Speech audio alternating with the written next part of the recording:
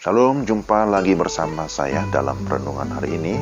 Dan renungan kita diberi judul Kristus Pusat Hidup Manusia Baru.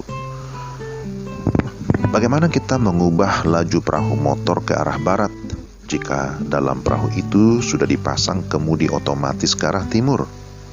Membelokkan roda kemudi secara paksa akan menguras banyak tenaga dengan sia-sia.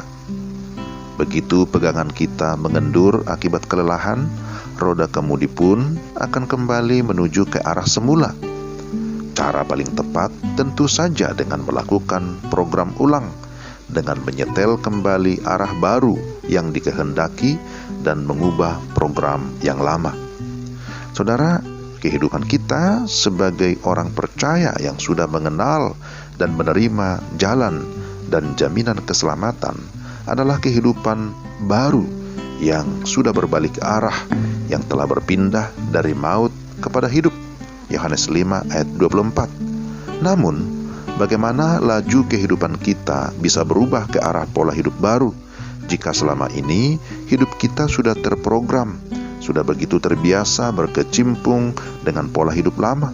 Seperti halnya mengubah paksa roda kemudi yang sudah berjalan otomatis hanya merupakan tindakan sia-sia.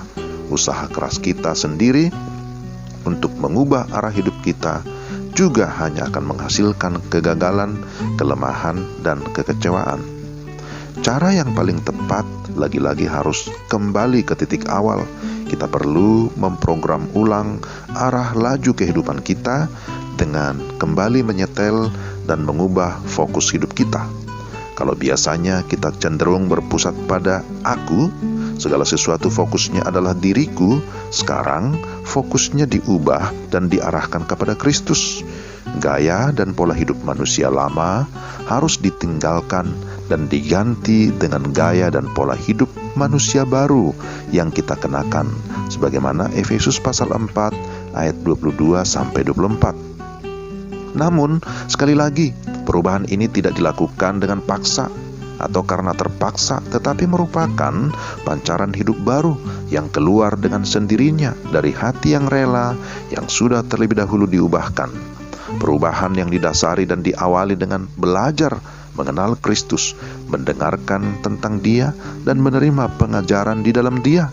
Efesus 4 ayat 20-21. Perwujudan keluar dari dalam hati yang mengasihi, yang selalu ingin menyenangkan dan memberikan yang terbaik bagi yang dikasihi. Dengan demikian, tidak ada sungut-sungut ketika kita harus menyerahkan hak-hak kita kepada Kristus. Apapun yang sebetulnya tidak kita sukai, tetapi kalau Tuhan menghendakinya, kita akan melakukannya dengan sukacita, karena yang terutama bagi kita adalah menyenangkan dan memuliakan Dia yang kita kasihi dan yang mengasihi kita. Dengan Yesus selalu ada di hati kita, ada ketundukan yang manis dalam diri kita untuk selalu mengikuti perkataan dan perintahnya. Ada kepekaan yang makin tajam untuk mengenali apa yang berkenan di hatinya dan apa yang tidak disukainya. Juga ada kelembutan hati yang tulus untuk ditegur dan dikoreksi ketika tahu-tahu kita kedapatan tidak setia atau hidup kita kurang melekat kepadanya. Dan ada gairah yang tak pernah padam untuk kita semakin mengenal, mengasihi, dan memuliakannya. Sesungguhnya kehidupan manusia baru yang berpusatkan Kristus adalah kehidupan cinta kasih yang sangat indah dan penuh sukacita. Saudara, renungkanlah, apakah saya sudah mengalami manisnya bulan madu hidup sebagai manusia baru dengan Yesus selalu di hati, di pusat pikiran, perasaan, dan kehendak saya? Lalu, dari pengalaman hidup saya bersama Yesus selama ini, hal-hal apa yang saya tahu akan menyenangkan hatinya, dan hal-hal apa pula yang tidak berkenan kepadanya?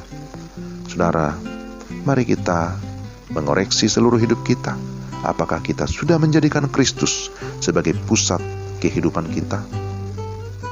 Mari kita berdoa. Tuhan, terima kasih untuk renungan yang kami sudah dengarkan.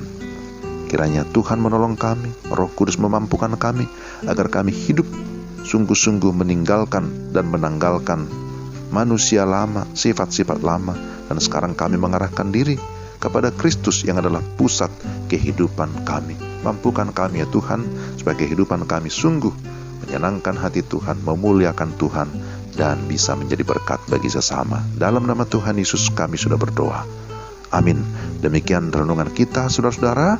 Kiranya Tuhan memberkati kita sekalian. Shalom.